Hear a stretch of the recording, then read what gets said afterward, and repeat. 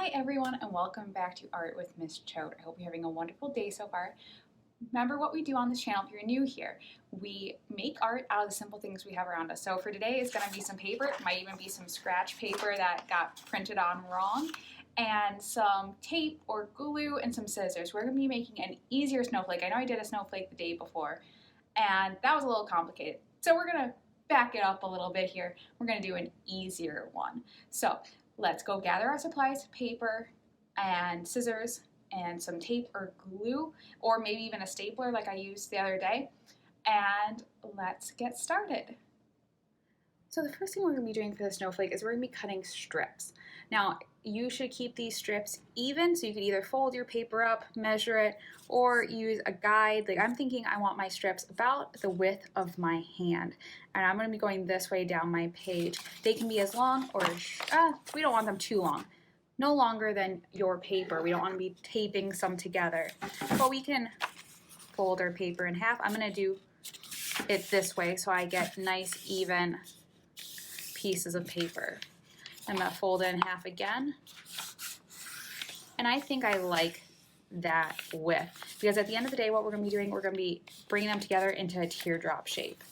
So I'm actually doing this to two pieces of paper at once to save some time, and I'm going to cut along that fold.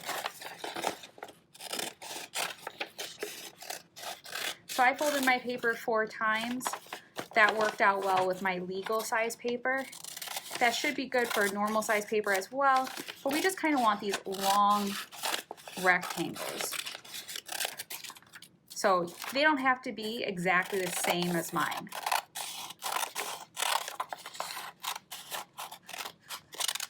Mine's about 8.5 inches by about 3, but it doesn't have to be exactly that.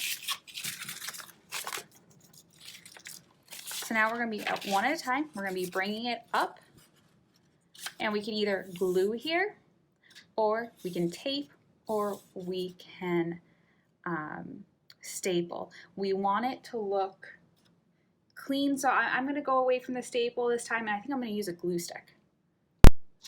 So I'm going to be using tape because my glue stick is almost empty. I might need to get more glue. And I'm just going to have a strip because I want it the whole way across the top.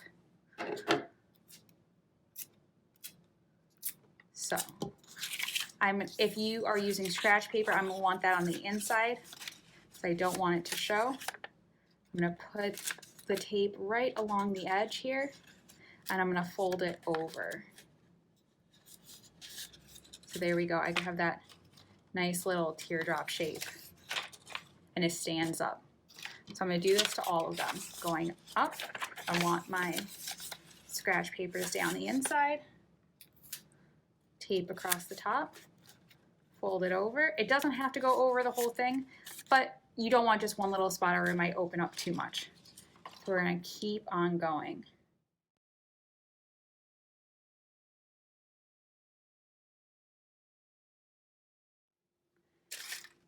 So on the few that have that folded edge, we're not getting a very pretty line. So I'm just going to cut away so it's a little cleaner. And I probably should have done that before I taped them, but that's okay. There we go. Now it's a much cleaner teardrop shape. I'll do it to my last one.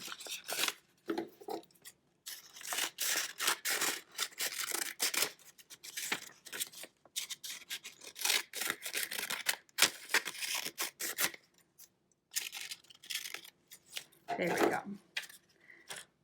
So now I have my nice teardrops, and you can play with what looks nice to you, 3 or 4. I think 3 might look nice for mine, where we're bringing the points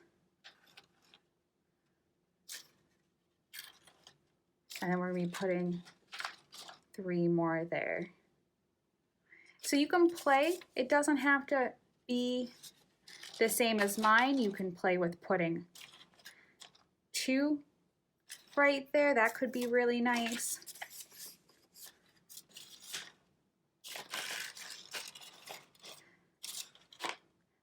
So once you decide what kind of design you like, we are going to connect them. Now you can connect them with a stapler or you can connect them with tape. That's up to you. So I'm just going to go ahead and staple them.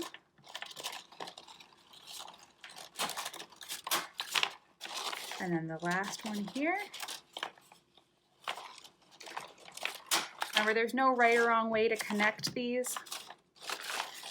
And you can even shape them a little bit more with your hands.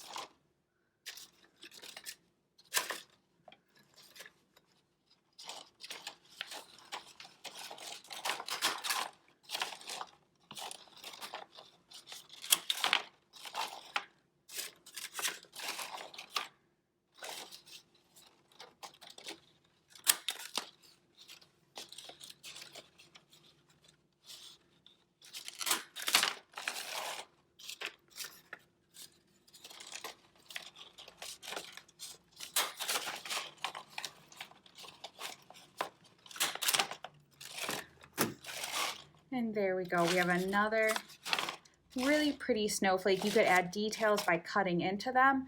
You could go ahead and take it like this and give yourself like a wavy line if we wanted to. We could design in here, and you can really play with it and make it your own unique snowflake. So I hope you had fun making your 3D snowflake.